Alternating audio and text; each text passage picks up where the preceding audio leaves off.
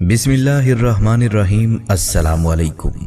ख़वातीनो हज़रात, 2024 में ऐसी खबरें और वीडियोस तेजी से गर्दिश कर रही हैं कि दरियाए फिरात में सोने का पहाड़ ज़ाहिर हो गया है, जो कि कुर्बे क़यामत की एक निशानी है।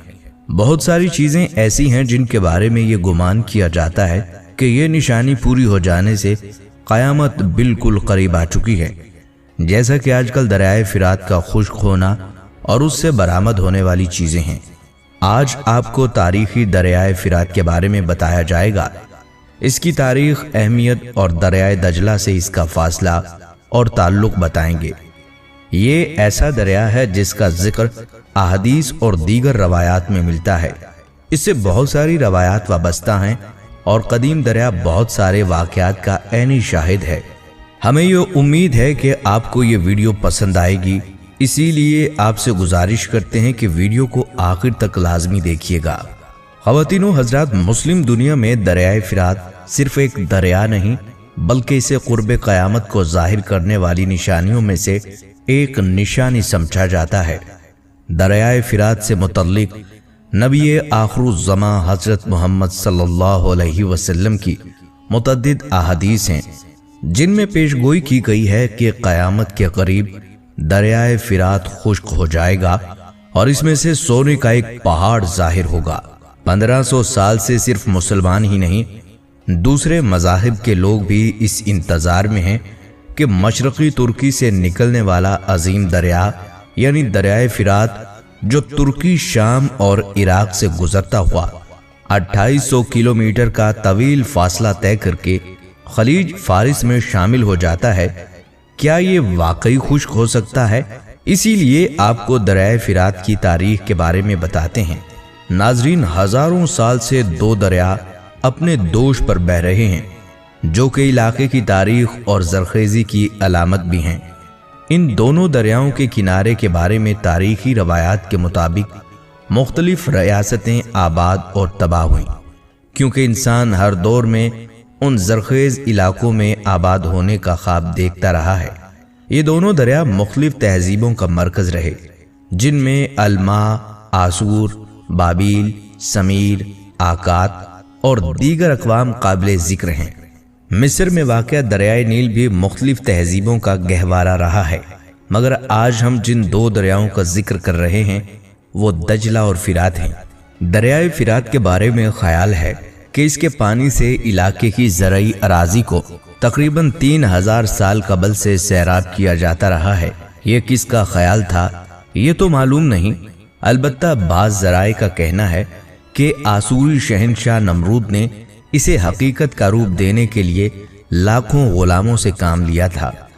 दजला इंतहाई तेज रफ्तारी से बहने वाला दरिया है, जो कि फिरात के बाद अनातोलिया का दूसरा तवील तरीन दरिया माना जाता है। फारसी में इसे तगलात और यूनानी जुबान में इसे तैग्रीस, जबकि मजहबी कुतब में इसका नाम दजला रहा है। ऐसा माना जाता है कि हजरत दानियाल पर वही नाजिल होने का भी ये दरिया वसीला बना, जिसे दुनिया के 3 मुकद्दस तरीन दरियाओं में से एक माना जाता है। दरियाए फिरात पर 7 और दजला पर इस वक्त 6 बेराज कायम हैं। दरियाए फिरात पर कायम अतातुर्क बेराज इस वक्त तुर्की और यूरोप का सबसे बड़ा बेराज है। ये दोनों दरिया अपने मोहल्ले वकू और बेराजों के एतबार से मशरक़ वस्ता की सियासी सूरत हाल और आलमी ताल्लुकात का मरकज बने हुए हैं। दरियाए दजला और फिरात तहजीबों की आबादकारी और तबाहकारी, मुतअद्दिद जंगों, लातादाद इश्किया दास्तानों और अफसानों के हामिल दुनिया के मुक़द्दस तरीन दरियाओं में शुमार किए जाते हैं।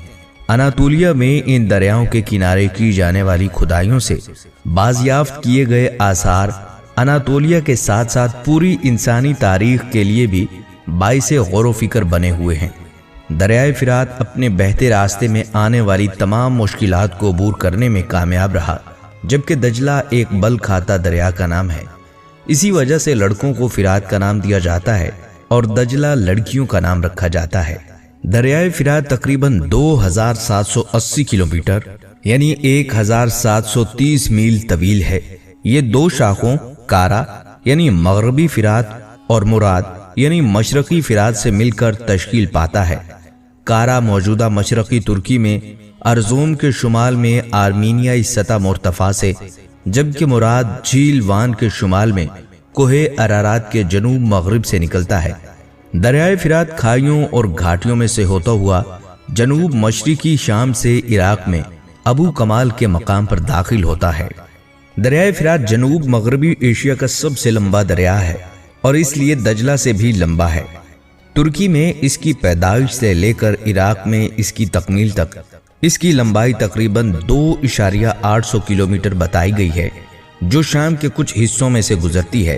یہ دریا بصرہ کے شمال میں عراق کی طرف جنوب مشرق کی طرف بڑھتا ہے، جہاں یہ دجلہ سے مل کر شط العرب بناتا ہے، جو بالآخر خلیج فارس میں جا گرتا ہے۔ چند دریا اسے کھلاتے ہیں۔ شام میں صرف سجور، بلیغ اور جبور ہی معاون دریا ہیں، جو بعد میں زیادہ سے زیادہ مایع خارج کرنے میں سب سے اہم ہیں۔ پوری تاریخ میں اسے نیلے سونے کے نام سے جانا جاتا رہا ہے اور ہزاروں سال سے زندگی کا ذریعہ رہا۔ اس کے حاشیے پر تہذیبیں موجود تھیں جو آج بہت کم لوگوں کو یاد ہیں۔ ترکی میں اس کی پیدائش کے بعد سے دریا کا حجم سال بہ سال کم ہوتا جا رہا ہے۔ دریائے جبر کے ساتھ اس کی اہم معاون دریا یہ مسلم، عیسائی، کرد، ترکمان اور یہودی عرب شہروں کا مقام رہا ہے۔ اس علاقے میں قدیم ترین تہذیب کا ڈیٹا ملتا ہے۔ فرات دجلہ کی طرح پانی کا ایک خاص جسم ہے، کیونکہ یہ ایک بڑے بنجر علاقے کے درمیان سے بہتا ہے۔ تاہم دریاؤں کے درمیانی علاقوں میں پانی اور اس کے اثر و رسوخ کی وجہ سے ایک زرخیز زون تشکیل دیا گیا ہے، جو کہ تاریخی خطے کا حصہ ہے، جسے زرخیز کریسنٹ کہا جاتا ہے۔ ناظرین، اس دریا کے کناروں پر ایک بہت بڑی تہذیب آباد تھی، جسے بابل کی تہذیب کہتے ہیں۔ اس کے ایک طاقتور بادشاہ بخت نصر نے یروشلم شہر کی اینٹ سے اینٹ بجا دی تھی، یہودیوں کا قتل عام کیا اور جو کوئی ہنر مند تھا اسے غلام بنا کر اسی فرات کے کنارے لا کر آباد کیا۔ یہودی اپنی عبرانی زبان میں اسے پرات اور عربی الفرات کہتے ہیں۔ یہ دریا ترکی سے گزرتا ہوا عرفہ کے شہر کے پاس شام کے علاقے میں داخل ہوتا ہے۔ عرفہ وہی شہر ہے جہاں سیدنا ابراہیم علیہ السلام کو نمرود نے آگ میں پھینکا تھا اور آگ اللہ کے حکم سے سرد ہو گئی تھی۔ آج بھی بلند پہاڑی پر وہ 2 ستون ایستادہ ہیں جن سے باندھ کر حضرت ابراہیم علیہ السلام کو مجنیق نما بڑی غلیل سے نیچے جلائی گئی بلندیوں کو چھوتی آگ میں اچھالا گیا تھا۔ آج اس آگ والی جگہ ایک خوبصورت تالاب ہے جس میں رنگ برنگی مچھلیاں تیر رہی ہوتی ہیں۔ سیدنا ابراہیم علیہ السلام سے لے کر آج تک یہ دریا لاتعداد اہم واقعات کا شاہد ہے۔ انہی دونوں دریاؤں کے درمیان دنیا کی قدیم ترین تہذیب میسوپوٹیمیا آباد تھی، جو 3000 سال قبل مسیح سے بھی پرانی ہے۔ اسی دریا کے کنارے کنارے حضرت ابراہیم علیہ السلام نے اپنا سفر شروع کیا۔ مکہ کی وادی میں خانہ کعبہ کو اس کی بنیادوں پر استوار کیا۔ سیدہ ہاجرہ اور حضرت اسماعیل علیہ السلام کے حوالے یہ مقدس سرزمین کی اور خود یروشلم میں چلے گئے، جہاں آج بھی الخلیل میں ان کا مزار ہے۔ اس پورے سفر کے ہر شہر اور علاقے کو یہودی مقدس مانتے ہیں اور اسے واپس حاصل کر کے آخری زمانے میں قائم ہونے والی عالمی یہودی سلطنت میں شامل کرنا چاہتے ہیں۔ اسی فرات اور دجلہ کے درمیان واقع ڈیلٹا میں قادسیہ کی جنگ ہوئی تھی، جہاں اپنے زمانے کی عالمی قوت ایران سیدنا عمر فاروق رضی اللہ تعالیٰ عنہ کے زمانے میں عرب کے بادہ نشین مفلوق الحال مسلمانوں کے ہاتھوں ذلت آمیز شکست کا شکار ہوئی تھی۔ یہ دریا جو شاید ابتدائے آفرینش سے بہتا چلا رہا ہے، گزشتہ 1 صدی سے ایک مسلسل کشمکش اور قوت و طاقت کی مٹ بھیڑ دیکھ رہا ہے۔ یہ کشمکش اس وقت سے شروع ہوئی جب اس کے کناروں پر موجود میدانوں اور صحراؤں میں تیل دریافت ہوا۔ شام میں دیر الزور کے تیل کے چشمے دریائے فرات کے دونوں کناروں پر واقع ہیں۔ یہاں سے روزانہ 3,85,000 بیرل تیل نکالا جاتا ہے، جبکہ عراق کے تیل کے کنویں دجلہ و فرات دونوں دریاؤں کے آس پاس پھیلے ہوئے ہیں اور ان کے پاس 140 ارب بیرل کا ذخیرہ موجود ہے۔ یہ تیل گزشتہ 100 برس سے اب صرف تیل ہی نہیں رہ گیا، بلکہ کاغذی کرنسی کی مالیت متعین کرنے کے لیے سونے کا سب سے بڑا متبادل ہے۔ گویا یہ آج کے دور میں وہی حیثیت رکھتا ہے جو رسول اکرم صلی اللہ علیہ وسلم کے زمانے میں سونے کی تھی۔ اسی سونے کی تشبیہ دیتے ہوئے رسول اکرم صلی اللہ علیہ وسلم نے فرات کے کناروں کا ذکر کیا ہے۔ آپ صلی اللہ علیہ وسلم نے فرمایا، ان قریب دریائے فرات سے سونے کا پہاڑ نمودار ہوگا۔ جب لوگ اس کے بارے میں سنیں گے تو اس کی طرف چل پڑیں گے، اور جو پہاڑ کے آس پاس ہوں گے وہ کہیں گے اگر ہم نے اسے چھوڑ دیا تو دوسرے لوگ اسے لے جائیں گے۔ آپ صلی اللہ علیہ وسلم نے فرمایا، پھر اس خزانے کو حاصل کرنے کے لیے لوگ لڑیں گے اور 100 میں سے 99 قتل ہو جائیں گے۔ ناظرین، حضرت جابر بن عبداللہ رضی اللہ تعالیٰ عنہ سے روایت ہے، حضور صلی اللہ علیہ وآلہ وسلم نے فرمایا، وہ وقت قریب ہے جب عراق والوں کے پاس نفیر غلہ اور درہم نہ آئیں۔ ہم نے عرض کیا، کس سبب سے؟ تو آپ صلی اللہ علیہ وآلہ وسلم نے فرمایا، عجم یعنی غیر عرب اور ایرانی روک لیں گے۔ پھر کچھ دیر خاموش رہنے کے بعد کہا کہ وہ وقت قریب ہے جب اہل شام پر بھی یہ پابندی لگا دی جائے گی۔ پوچھا گیا، یہ پابندی کس طرف سے ہوگی؟ آپ صلی اللہ علیہ وسلم نے فرمایا، اہل روم یعنی مغرب والوں سے۔ پھر تھوڑی دیر خاموشی کے بعد ارشاد فرمایا کہ میری امت میں ایک خلیفہ ہوگا جو لوگوں کو مال لپ لپ بھر دے گا اور شمار میں نہیں کرے گا۔ اس کے بعد آپ صلی اللہ علیہ وسلم نے قسم کھائی اور فرمایا، اس اللہ کی قسم جس کے قبضے میں میری جان ہے، اسلام یقیناً اپنی پہلی حالت میں لوٹے گا جس طرح کہ اس کی ابتدا مدینے سے ہوئی تھی، یعنی فرات پر سونے کے پہاڑ کے لیے ہونے والی جنگ 100 میں سے 99 افراد کی جان لے لے گی، اور اس کے بعد امام مہدی یا خلیفہ مہدی مسلمانوں کی قیادت کریں گے۔ ناظرین، اس جنگ کا آغاز اس وقت ہو گیا تھا جب 1992 میں تیل دریافت ہوا تو خلافت عثمانیہ نے ترکش آئل کمپنی بنائی۔ اس کے ٹھیک 4 سال بعد 6 نومبر 1916 کو برطانیہ نے عراق سے جنگ کا آغاز کیا اور 1917 میں بغداد پر قبضہ کر لیا۔ حجاز میں انگریزوں کا ساتھ دینے والے شریف مکہ حسین بن علی کے بیٹے فیصل کو فرات و دجلہ کی سرزمین کا سربراہ بنا دیا گیا۔ 1932 میں عراق کو آزاد کیا گیا تو 3 سال بعد 1935 میں فرات کے کنارے ایک بہت بڑی شیعہ سنی لڑائی ہو گئی جو 1 سال چلتی رہی اور ہزاروں انسانوں کی جانیں لے گئیں۔ دوسری جنگ عظیم شروع ہوئی تو ایک عرب قوم پرست رشید علی اقلانی نے جرمنی کی مدد سے بغاوت کر دی اور عراق پر قبضہ کر لیا۔ اسی وجہ سے برطانیہ نے عراق پر حملہ کیا۔ اس خون ریز معرکے میں برطانیہ نے فتح حاصل کی، لیکن پھر تقریباً 7 سال یعنی 26 اکتوبر 1947 تک برطانوی فوجیں عراق میں رہیں۔ اس وقت سے لے کر آج تک یہ خطہ مسلسل حالت جنگ میں رہا ہے۔ بیرونی حملہ آور نہ بھی تھے تو آپس میں کبھی شیعہ سنی معرکے، کبھی قوم پرست عرب یا دیگر کرد قوم پرست حکومت سے الجھتے رہے اور فرات کے کنارے انسانوں کا خون بہتا رہا۔ اسرائیل کے ساتھ بھی 2 جنگیں ہوئیں، 1948 میں اور دوسری 1967 میں۔ دونوں جنگوں میں دریائے فرات پر آباد لوگوں نے ذلت آمیز شکست کھائی۔ صدام حسین کا عراق پہلے سوویت یونین کی سیاست کا اکھاڑا تھا اور اس کے پڑوسی ایران پر خطے کا امریکی تھانے دار رضا شاہ پہلوی برسر اقتدار تھا، لیکن آیت اللہ خمینی کے ایرانی انقلاب نے پورے خطے میں وفاداریوں کی بساط الٹ کر رکھ دی۔ فرات کے کنارے آباد صدام حسین کے عراق نے ایران کو کمزور جانا اور اس پر جنگ مسلط کر دی۔ اس 8 سالہ جنگ میں 10 لاکھ لوگ لقمہ اجل بن گئے۔ جنگ تو ختم ہو گئی، صرف 3 سال امن کے گزرے تھے کہ امریکہ نے عراق پر حملہ کر دیا۔ اس سے پہلے صدام حسین کو اکسایا گیا کہ کویت پر قبضہ کرو، اور پھر فروری 1991 میں عراق کی اینٹ سے اینٹ بجا دی گئی۔ جنگ میں شکست کے بعد وہاں کی شیعہ اور کرد آبادی کو صدام حسین کے خلاف بغاوت پر اکسایا گیا۔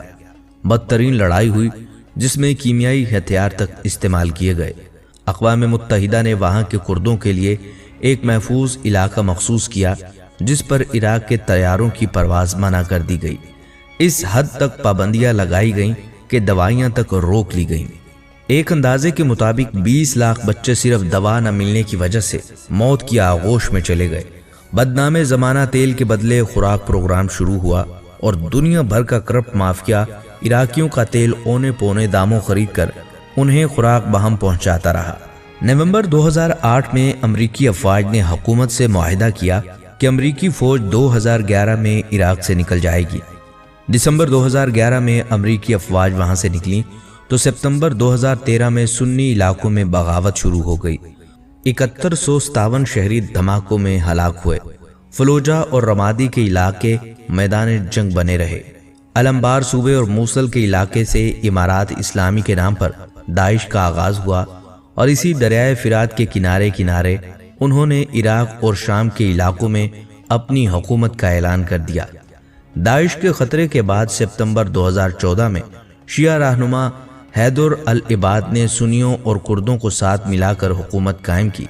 اگلے 3 سال اسلامی امارات یعنی داعش کے خلاف جنگ کے سال تھے، لیکن اس کے ساتھ ساتھ ایک اور طوفان نے پورے مشرق وسطی کو گھیر لیا جسے عرب بہار کہتے ہیں۔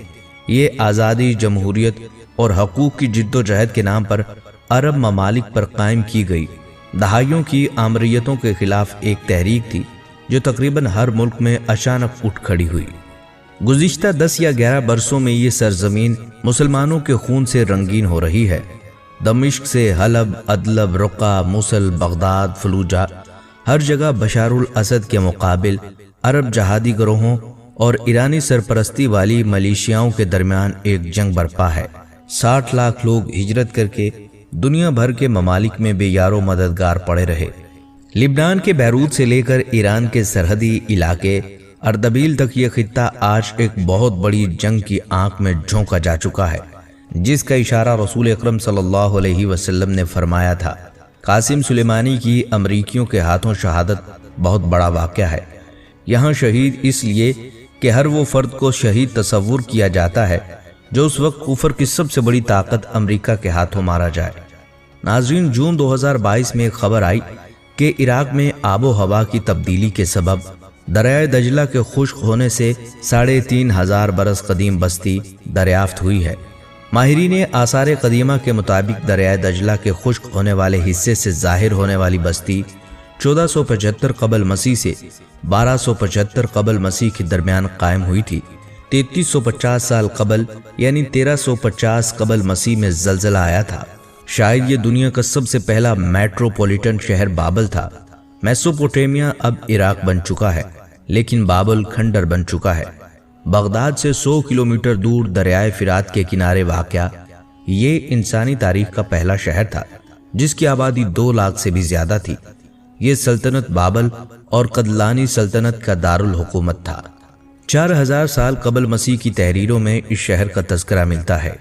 ناظرین، اب آپ کو آگاہ کرتے چلیں کہ ترکی میں پچھلے کچھ عرصے سے سونے کے ذخائر دریافت ہونے کی خبریں آ رہی ہیں۔ 22 نومبر 2021 کو ترک نیوز ایجنسی انادولو نے سونے کے ایک بڑے ذخیرے کی دریافت کی خبر دی جس میں 99 ٹن سونا ہونے کا امکان ظاہر کیا گیا ہے۔ اس کی مالیت 6 ارب ڈالر تک بنتی ہے جو کئی ممالک کے GDP سے بھی زیادہ ہے۔ سونے کا یہ ذخیرہ وسطی مغربی علاقے میں دریافت ہوا ہے۔ ترکی کی ایک کھاد بنانے والی کمپنی گیبریڈا کے سربراہ فارن پائروز کے مطابق اس ذخیرے کی اگلی 2 سال تک کان کنی کی جائے گی جس کی پیداوار سے ترک معیشت کو بڑا سہارا ملے گا۔ اس سے پہلے سمندر میں ترکی نے وزارت توانائی اور قدرتی وسائل نے کہا تھا کہ ترکی نے 38 ٹن سونے کی پیداوار کے ساتھ بڑا ریکارڈ توڑ دیا ہے اور اگلے 5 سال میں سونے کی سالانہ پیداوار 100 ٹن تک بڑھانے کا ہدف مقرر کیا ہے۔